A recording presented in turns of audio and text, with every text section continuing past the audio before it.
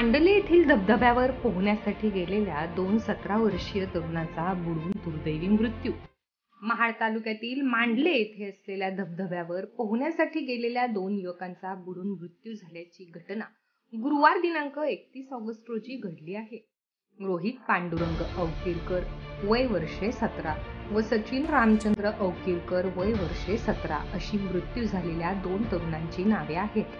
दोघेही हिरकणीवाडी येथील रहिवासी होते। महाड येथील साळुंके रेस्क्यू टीमने मृत पावलेल्या दोन्ही युवकांचे शव पाण्यातून बाहेर काढून 1 ते 1.5 किलोमीटर पायी चालत गावापर्यंत आणले।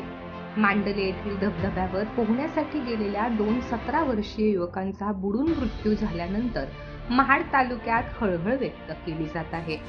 या संपूर्ण घटनेचा अधिक तपास महाड तालुका पोलीस करीत आहेत। जागृत महाराष्ट्र न्यूज, रामदास चव्हाण, महाड, रायगड। अपडेटसाठी जागृत महाराष्ट्राला सबस्क्राइब करा आणि बेल आयकॉनला प्रेस करा।